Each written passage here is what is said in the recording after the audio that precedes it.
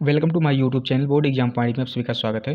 तो आज हम सूरदास के जीवन परिचय कैसे लिखते हैं, किस प्रकार से लिखा जाता है, इस बारे में अध्ययन करेंगे कि किस प्रकार से लिखने पर फुल मार्क्स मिलता है। तो सबसे पहले जरूरी होता है कि संक्षिप्त परिचय लिखना। संक्षिप्त परिचय इसलिए लिखना जरूरी हो जाता है कि जो एग्जामिनर हमारा कॉपी चेक करने जाता है, वो कॉपी चेक करने के बहाने वो अपने पैसे की कमाई के चक्कर में रहता है, क्योंकि वो जितनी कॉपी चेक करेगा उतना उसका रुपये बनेगा। ठीक है, क्योंकि एक कॉपी का 8 से 10 रुपये बनता है, तो वो जितनी कॉपी चेक करेगा उतना उसका रुपये बन जाएगा। तो इसलिए संक्षिप्त परिचय में आप मेन टॉपिक लिख देंगे, तो वो देखकर आपको फुल मार्क्स से देखकर दूसरी कॉपी चेक करने लगेगा। तो मेन टॉपिक जो रहता है संक्षिप्त परिचय में, उसे इस प्रकार से हम लिख दिए हैं, आप इसी प्रकार से लिख दीजिएगा। जन्म जो होता है वो मेन हो जाता है, तो लिखेंगे जन्म सन 1478 ईस्वी में हुआ था। जन्म स्थान रुनुक्ता नामक रेणुका में हुआ था। ठीक है, रुनुक्ता यानी रेणुका। पिता का नाम रामदास था और माता का नाम जमुना दास, और इनकी जाति जो थी वो क्या थी, ब्राह्मण थी। निवास इनका क्या था, मथुरा श्रीनाथ मंदिर में।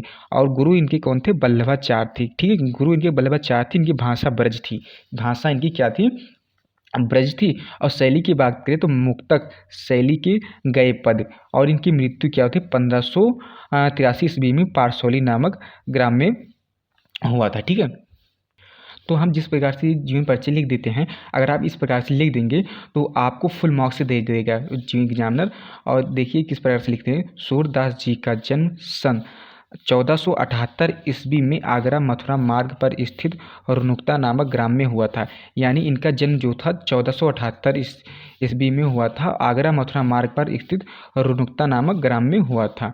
कुछ विद्वान दिल्ली के निकट से ही ग्राम को भी इनका जन्म स्थान मानते हैं, और कुछ विद्वान इनका जन्म क्या मानते हैं, दिल्ली के निकट से ही ग्राम को भी मानते हैं। ठीक है, इनका जन्म में मतभेद है, यानी सूरदास जी जन्मांध थे, यानी सूरदास जी जो थे जन्म से अंधे थे, इस विषय में भी विद्वानों का मतभेद है। यानी कुछ विद्वान जो थे इनके जन्म से अंधेपन को नहीं मानते हैं। इन्होंने स्वयं अपने आप को जन्मांध कहा है। ठीक है, इन्होंने स्वयं अपने आप को जन्म से अंधा बताया है। सूरदास की रुचि बचपन से ही भागवत भक्ति के गायन में थी। ठीक है, इनकी रुचि जो थी बचपन से ही ये भक्ति भाव में रहते थे। ये महाप्रभु वल्लभाचार्य ने इन्हें अपना शिष्य बना लिया और श्रीनाथ जी के मंदिर में कीर्तन का भार सौंप दिया। और इन्हें अपना शिष्य बना लिया वल्लभाचार्य जी गुरु, और इन्हें श्रीनाथ जी के मंदिर का कीर्तन का भार सौंप दिया, यानी कीर्तन करने को इन्हीं को कह दिया। वल्लभाचार्य के पुत्र विट्ठलनाथ ने अष्टछाप नामक से 8 कृष्ण भक्त कवियों का जो संगठन किया था, सूरदास जी इसके सर्वश्रेष्ठ कवि थे। वह गऊ घाट पर रहकर जीवन पर्यंत कृष्ण की लीलाओं का गायन करते थे। यानी ये गऊ घाट पर रहकर ये कृष्ण की लीलाओं का गायन करते थे। सूरदास का गोलोकवास यानी इनकी मृत्यु जो है सन 1583 ईस्वी में हुआ था। इनकी मृत्यु 1583 ईस्वी में हुई थी। में गोसाई विट्ठलनाथ के सामने गोवर्धन के तिलाहटी के पारसौली नामक ग्राम में हुआ था। यानी विट्ठलनाथ के सामने गोवर्धन के तिलाहटी पारसौली नामक ग्राम में हुआ था। ठीक है, किस में हुआ था, पारसौली नामक ग्राम में हुआ था।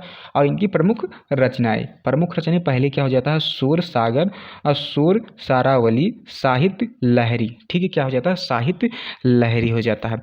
यदि वीडियो अच्छा लगे तो लाइक करें, नए हो चैनल को सब्सक्राइब करें। Thanks for watching this video. यदि आप स्क्रीनशॉट लेना चाहते हैं तो ये यहाँ से आप ले सकते हैं। ठीक है, पहले यहाँ से ले लीजिएगा एक, और एक यहाँ से हो जाएगा, और एक यहाँ से, और एक यहाँ से हो जाएगा।